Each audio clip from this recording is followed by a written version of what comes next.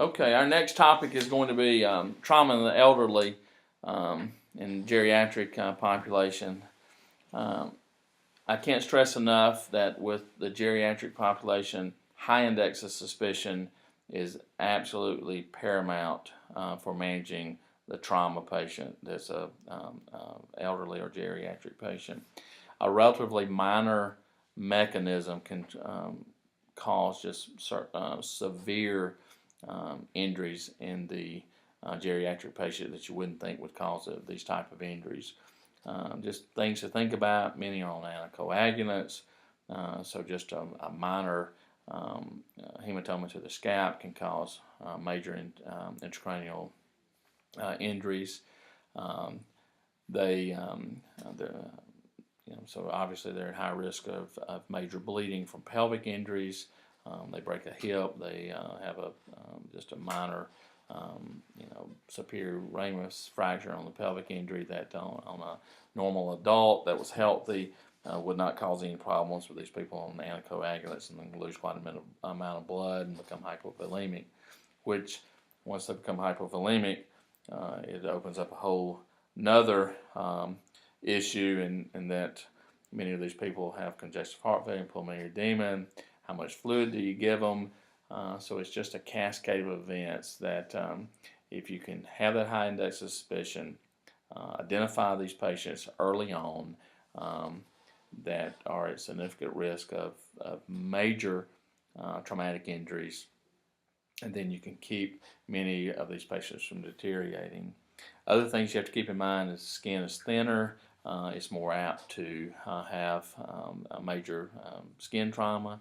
They have less muscle mass, so less protection of some of their vital structures. They have reduced flexibility of the spine, which increases the risk of cervical and thoracic and lumbar spine injuries. They have problems with thermal regulation, so you have to keep that in mind. You have to cover these patients up because they can certainly lose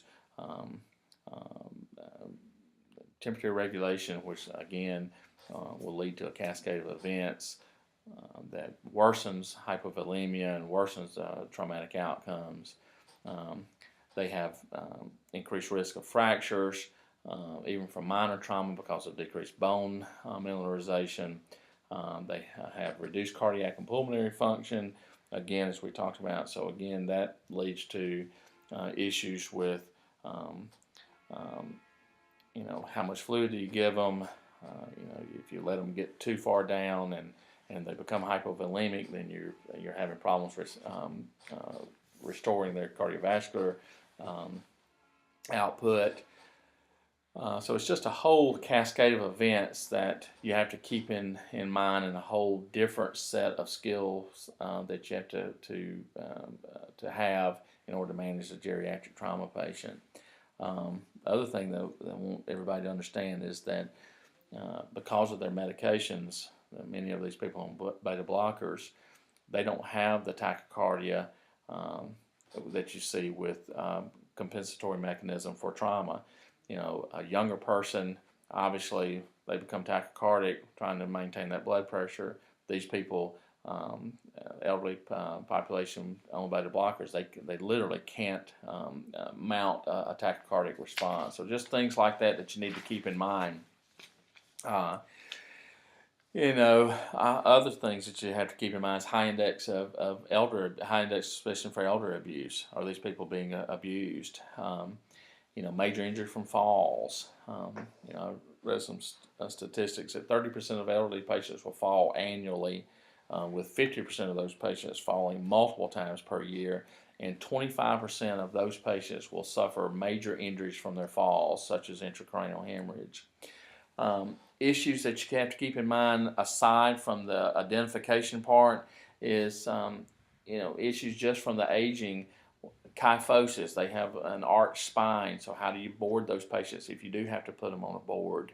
Many times we just need to put those patients in a collar and put them in on a stretcher and not board them.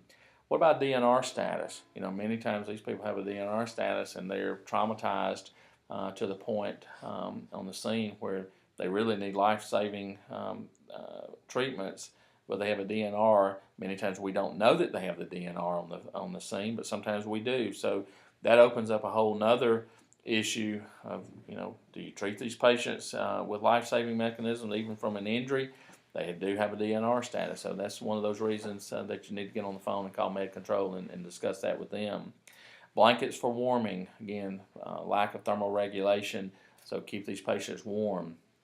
What about patient refusal? Many times these people have dementia, so is the refusal valid? That's just something to keep in mind. All of those things, high index of suspicion, and then the issues that just come with dealing with that patient, with their physiologic problems, with their psychological or mentation.